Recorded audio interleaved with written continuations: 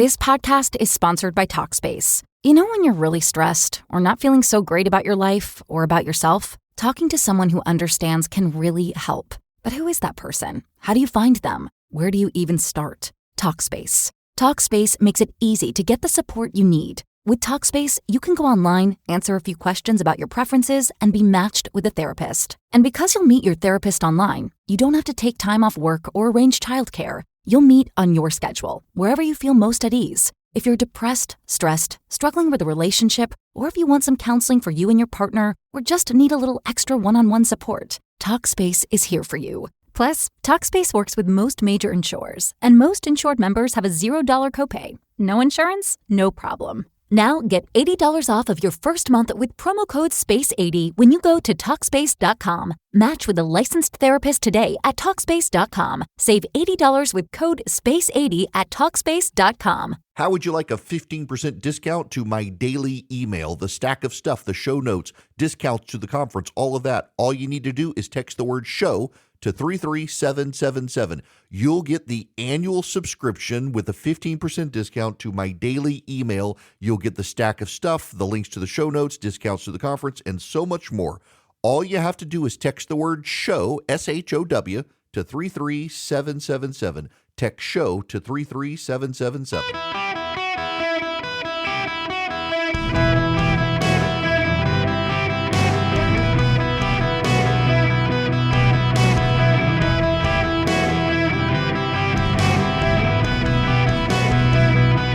Welcome to the Eric Erickson Show podcast, Hour 3. Welcome.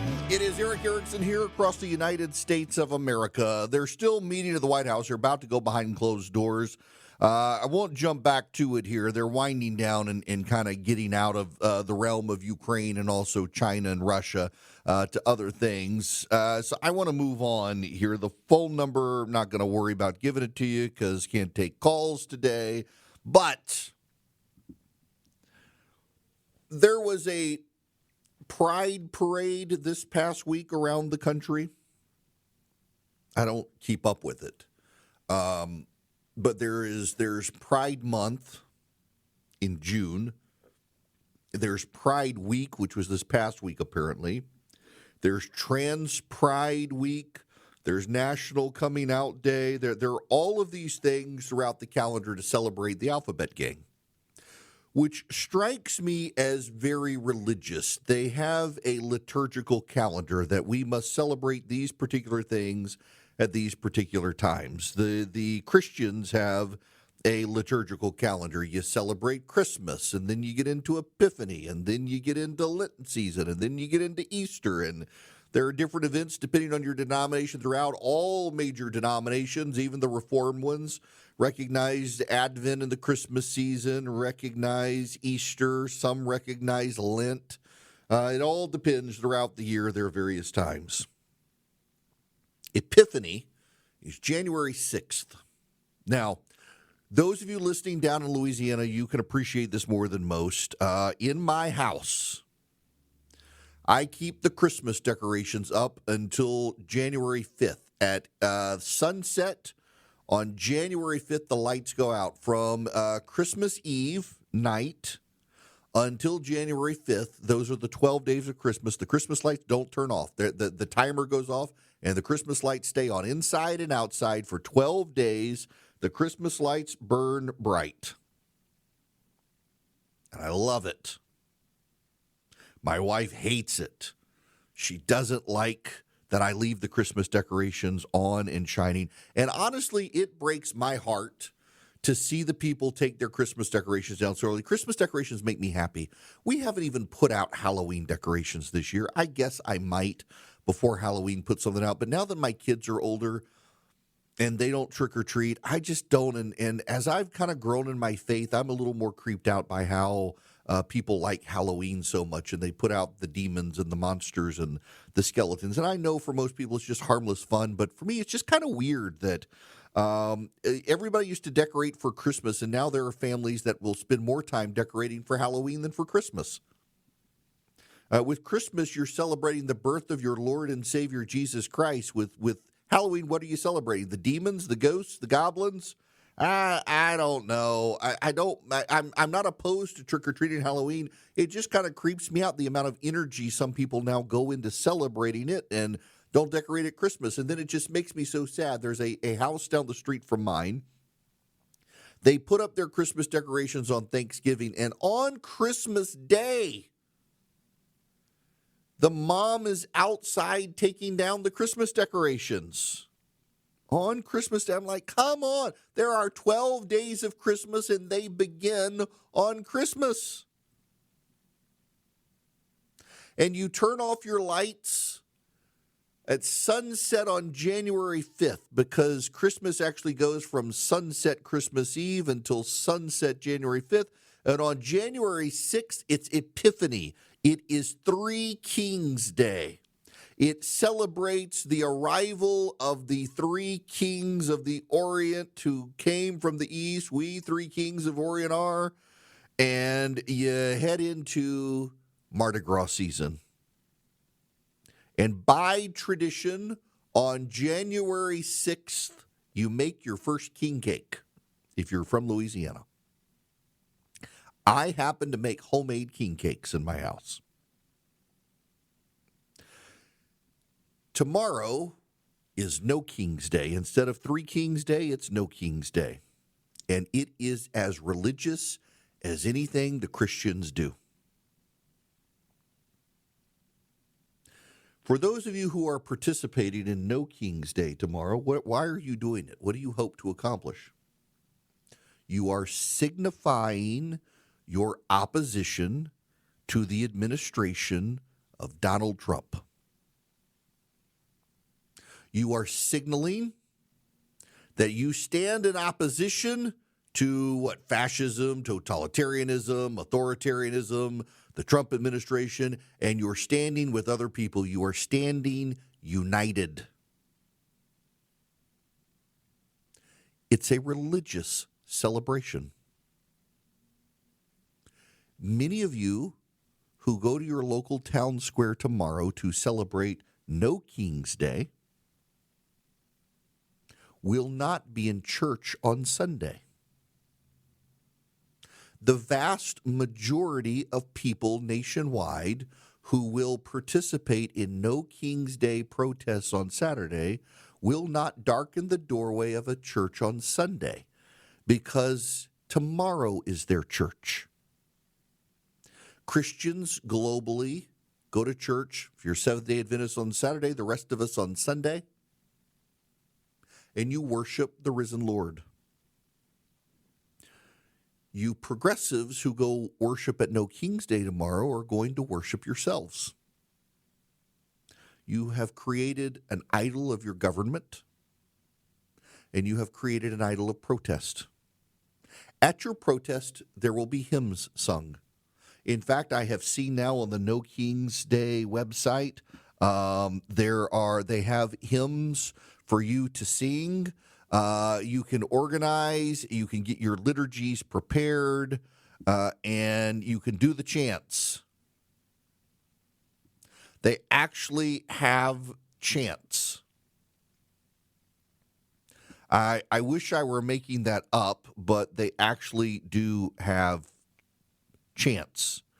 They have resources for hosts. And in the resources for hosts, for planning the event, I mean, this is like if you were doing a church startup.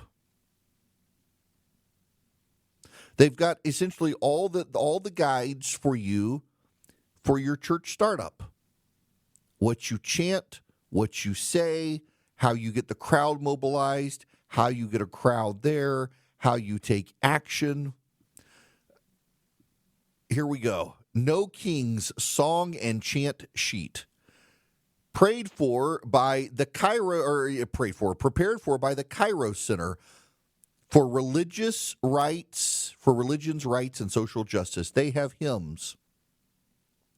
Let me read you this. I'm not making this up. Neighbor, neighbor, can't you see democracy is what we need? Oh, this power grab has got to go. Healthcare is a human right. That's why today we stand and fight. Oh, oh, oh, oh, healthcare cuts have got to go. Neighbor, neighbor, can't you see? Social Security's what we need. Oh, oh, oh, oh, these billionaires have got to go. Education is a right. That's why today we stand and fight. That's why today we stand and fight. Oh, oh, oh, oh, privatization's got to go. Wait, there's another one. And by the way, that they have stories behind the songs. Neighbor, neighbor, can't you see? This version of this song originated in 2014 when organizer Avery Book heard an adaptation of the military cadence, What the Army Has Done for Me, at a movement for Black Lives Action in Vermont. Minka Wiltz and the Economic Human Rights Choir of the New Freedom Bus Tour wrote Rich Man's House, a powerful song that was birthed by poor and homeless families of the Kensington Welfare Rights Union during the New Freedom Bus Tour in 1998. I went down to the Rich Man's House and I took back what he stole from me, took back my dignity, took back my humanity, and now it's under my feet. Where? Under my feet. Where? Under my feet. Where? Under my feet. Ain't gonna let no system walk over me. Literally, they have hymns for you to sing at the No Kings rally. It's a religious movement. I wanna contrast this for you. Let me find. Oh, they even have them in Spanish. They even have them in Spanish. So here we go. Up Over My Head is a song that comes out of the gospel tradition. It was popularized during the civil rights movement by the Student Nonviolent Coordinator Committee Freedom singer Betty Mae Fikes. Betty Mae Fikes was a founding member of the Freedom Singers who used song as an essential tool to empower and educate Americans. Up over my head, I see freedom in the air. Up over my head, I see freedom in the air. Up over my head, I see freedom in the air. And I really do believe, I really do believe a change is coming out there. Up over my head, I see justice, I see peace, I see power, I see hope, I see change. That's one of the lyrics. That's one of the lyrics. Now I want to compare and contrast that religious movement to another lyric from another song. Amazing grace, how sweet the sound that saved a wretch like me. I once was lost, but now am found, was blind, but now I see. 'Twas grace that taught my heart to fear, and grace my fears relieved. How precious did that grace appear the hour I first believed. Through many dangers, toils, and snares I have already come. 'Tis grace has brought me safe thus far, and grace will lead me home. The Lord has promised good to me, his word my hope secures. He will my shield and portion be as long as life endures. Yes, when this flesh and heart shall fail and mortal life shall cease, I shall possess within the veil a life of joy and peace. The earth shall soon dissolve like snow, the sun forbear to shine, but God who called me here below will be forever mine. That contrasted with what do we want right here today? Healthcare for our people. We'll march until we get our way. Healthcare for our people. What do we want? Healthcare. When do we want it? Now. Justice for our people. What we want is justice. Justice for our planet. What we want is justice. Protect the land and water. What we do, protect our future. Housing for all people. What we want, housing. Public education. What we want, education. Protect our democracy. What do we want? Protect democracy. I mean, pick your lyrics, people, but notice the difference. One is what God has done for me, and the other is what I'm going to do for myself and you. It's a religious cult. It is a self-affirming religious cult of people who are showing up tomorrow convinced that somehow by their act of protest, by joining with others around the United States in protest, they are somehow taking back their country. And what they won't actually be talking about are the issues people care about. They'll be there to make themselves overwhelmingly a lily white group feel good about themselves, feel good and have a religious zeal that deprives them of a connection with God because their God has become government, and so they will be worshiping in town squares with other lily white people demanding that the government change its ways when what actually happened is in November of 2024, Donald John Trump, President of the United States of America, won the popular vote. won all but 427 counties in the United States of America and got reelected president of the United States. And these people have decided that the way to work around him is to stand in the streets singing stupid lyrics and affirming their smug self-righteousness against a majority of Americans who rejected them because for 4 years they didn't do jack when the Democrats lied to Americans about the president's condition, lied to Americans about the economy, and allowed a group of Nazi-like Hamas terrorists to kidnap a bunch of Jews. And then what did they do? Instead of standing up for the Jews, they blamed the Jews for what happened. These are the groups of people who will be taking to the streets tomorrow, high on their own supply, convinced of their righteousness smugly, engaged in religious zealotry. And what is their religious zealotry? To bring not a kingdom, not a heaven on earth, just power for themselves? Not much to get worked up about. At Arizona State University, we're bringing world-class education from our globally acclaimed faculty to you. Earn your degree from the nation's most innovative university. Online. That's a degree better. Learn more at asuonline.asu.edu. Hello, welcome. It is Eric Erickson here. Glad to have you with me. Don't forget to text Eric, E-R-I-C-K, to 33777. You can follow along. On Monday, I was actually supposed to be off, but my guest hosts neither wound up being available, so I will be here on Monday, and I will be broadcasting live from a very exclusive golf course that you're not allowed entry to, which is going to be interesting to see how I pull. I got invited to play golf at a very fancy private place, and it's early morning tee time, and then I get to do my show, and then I get to go play another round. Should be fun. We'll see. And then on Tuesday, I get to go do it all over again at an even more exclusive golf course.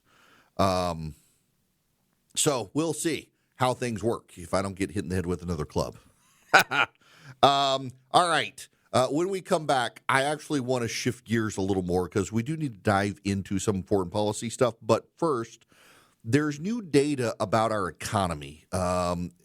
Did you know that the economy is not actually growing except one area of the economy? We now have the economic data out from Harvard, and you can say, oh, it's Harvard, they're lying, except this is actually the good economic study that everybody, including the government, relies on.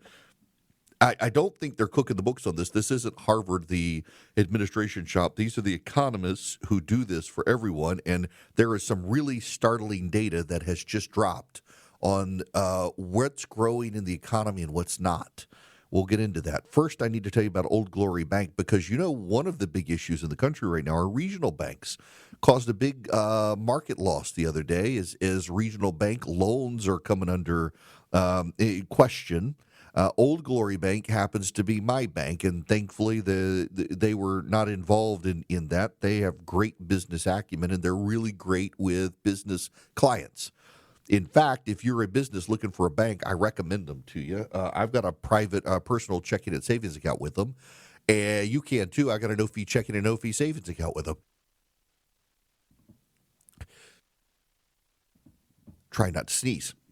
What you do is you go to oldglorybank.com/Eric, oldglorybank.com/ERICK. You sign up with Old Glory Bank today.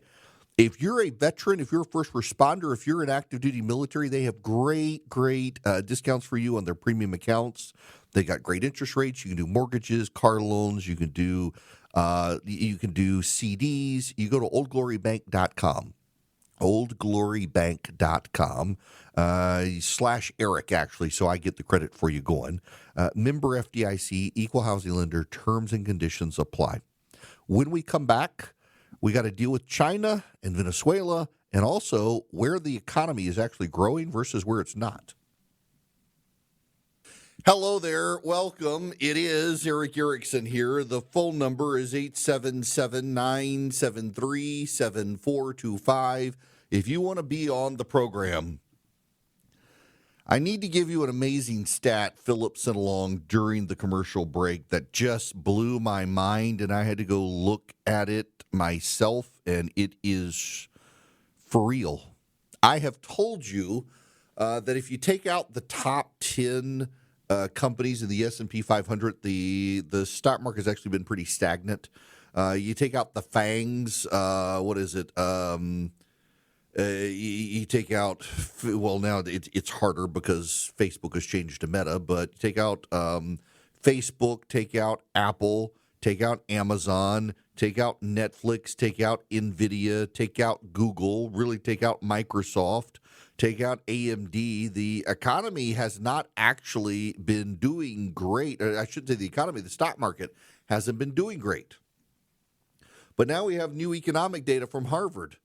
Without data centers, GDP growth was 0.1% in the first half of 2025.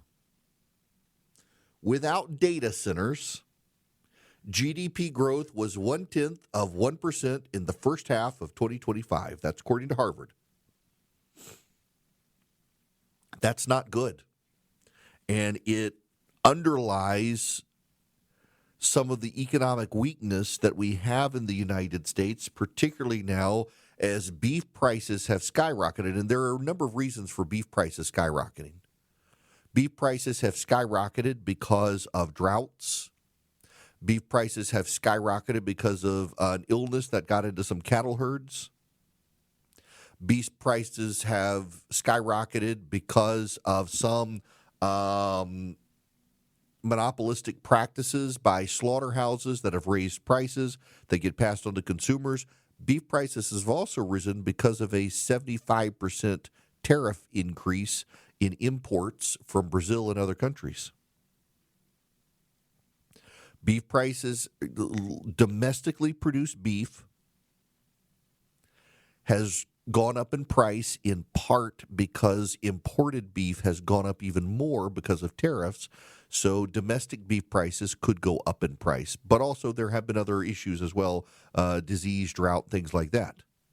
But beef prices have gone up. Grocery prices have gone up. Gas prices have come down. In fact, the New York Times is lamenting that the shutdown is not affecting fossil fuel companies. This is from the New York Times. More than 700,000 federal employees have been sidelined, and thousands more are at risk of being fired as the government shutdown drags on. But the workers responsible for carrying out the president's plans for more fossil fuels and less wind and solar power are hard at work. Some are approving permits for companies that want to extract metals, coal, oil, and gas from public lands and federal waters. Others are rolling back limits on the greenhouse gas emissions that are driving climate change. On Thursday, the Bureau of Land Management approved the expansion of a copper mine on public land in Utah. Earlier this week, the Interior Department prepared to open more than 250,000 acres of land in Wyoming and Nebraska to oil drilling and held a coal lease sale for access to Montana's Powder River Basin.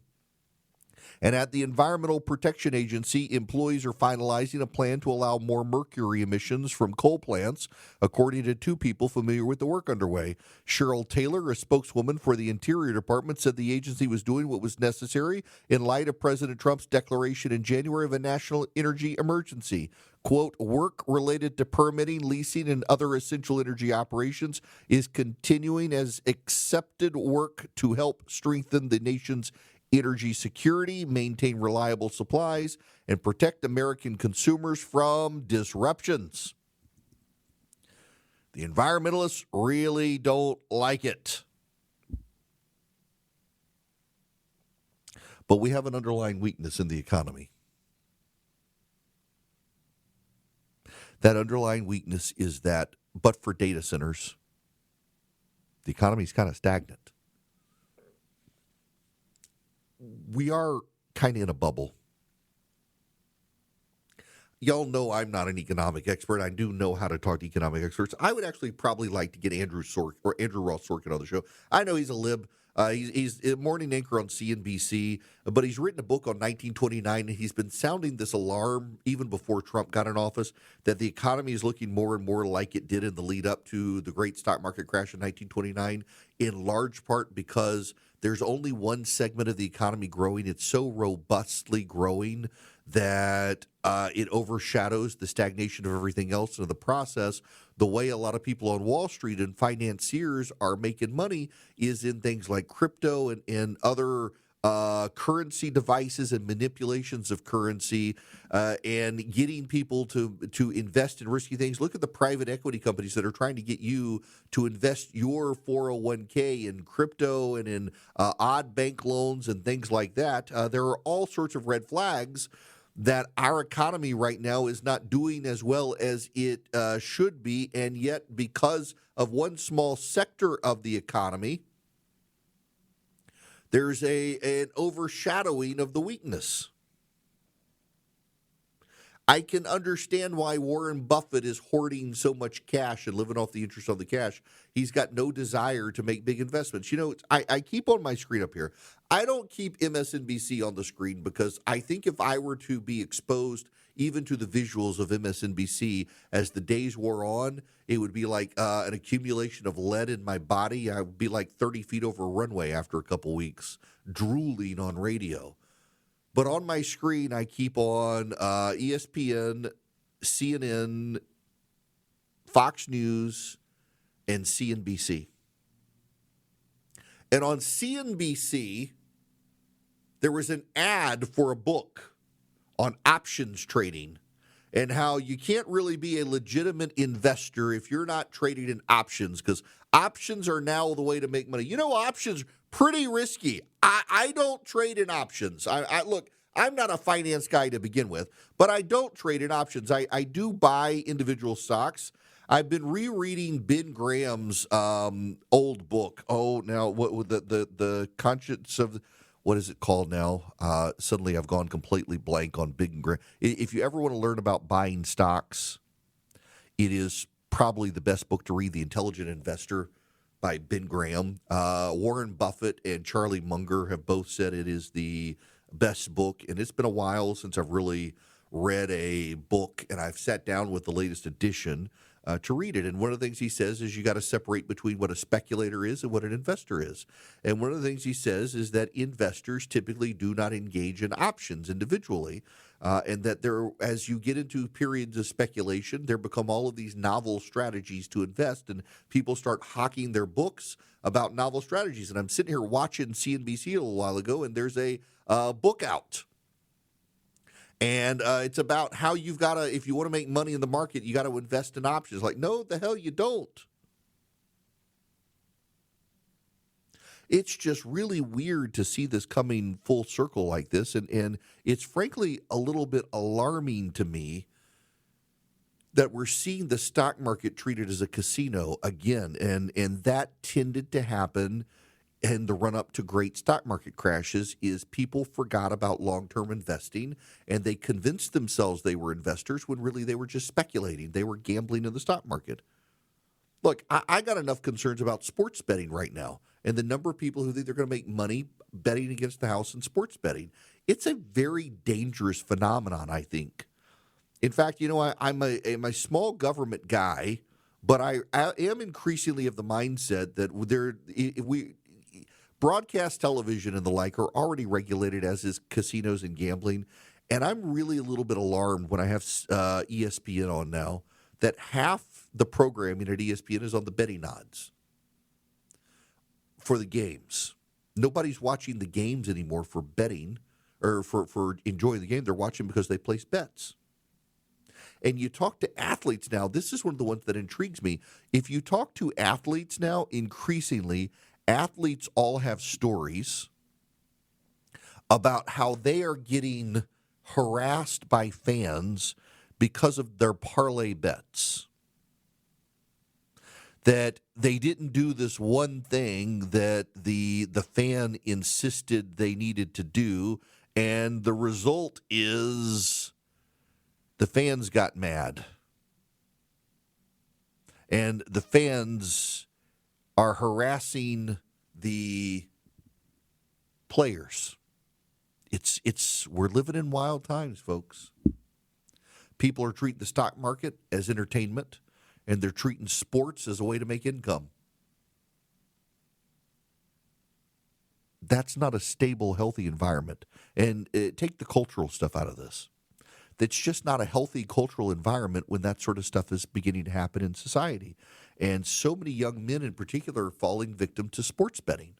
I have a friend, and look, man, I don't want to offend you if you're listening because I know you sometimes listen, but you yourself were telling me about allowing your 15-year-old to use your sports betting app to place bets.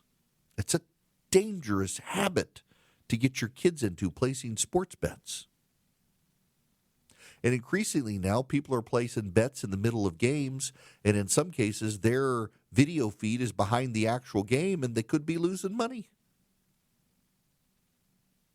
And here on Wall Street, the stock market is roaring ahead, but it's really only 10 stocks that are overshadowing everything else. And it turns out when you take out the growth of data centers in the country, the economy has grown at 0.1% for the first half of the year. Republicans, this is what worries me about next year.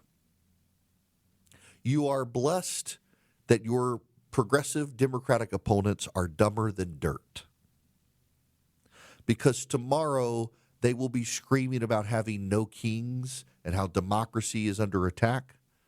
And they will not spend much time on groceries. They will not spend much time on inflation. They will not spend much time on the underlying weakness of the economy. In fact, Charlemagne the God, the radio show host, had on Eric Swalwell, little Eric Swalwell. I don't need to play you Eric Swalwell's response, but this is from Charlemagne, noted, very popular in the black community, nationally renowned radio show, talk show host. Just listen to this. Why should we ever trust the Democratic Party after they lied to us so long about President Biden? And I'm big on this because I just read the original Senate. I'm just like, I don't see. I think that Democrats have tried every strategy except for two things: honesty and courage. Yeah. Honesty, courage. Why should we believe the Democrats after what they did? And yes, so what are the Democrats going to do tomorrow? They're going to go out and protest. No King's Day. You got a bunch of billionaire Democrats who are out of touch with America, getting people to go stand in the streets tomorrow to denounce Donald Trump for fascism in America, without any word about grocery prices, the weakness in the economy, the stock market being in a bubble. This gives the GOP a real opening here to play it smart and to take on more economic issues. Now, yes, I'm biased. I think tariffs are part of the problem, and I wish the president would change it. But if they're not going to, they've got other options to stimulate economic growth. And the Federal Reserve, of course, is out now suggesting there are going to be 2 more interest rate cuts this year, which in and of itself would be a good thing. Why? Because it would provide greater stimulation to an economy that actually looks profoundly weaker than it appears to the public. By the way, there's breaking news as I'm sitting here talking. Russ Vought from the White House has just announced the Army Corps of Engineers is going to pause $11 billion in projects. The Democrat shutdown has drained the Army Corps of Engineers' ability to manage billions of dollars in projects, according to Russ, who just announced it on Twitter. The lower priority projects to be paused are in New York, San Francisco, Boston, and Baltimore. In other words, in Chuck Schumer's territory, Nancy Pelosi's territory, Elizabeth Warren's territory, and Washington, D.C.'s backyard in Baltimore. Russ Vought, this is happening right now, just announcing that the Army Corps of Engineers is going to pause $11 billion in projects due to the shutdown, all of them in Democratic congressional districts. All right. Looks like my wife is getting admitted. CPK levels are very high. Strenuous exercise at the gym the other day, I guess. We'll figure it out. Prayers appreciated. Here's your weird, wild breaking news of the day. The British royal family announcing that Prince Andrew giving up all royal titles moving forward. He does not wish to be a distraction. This sounds rather forced by the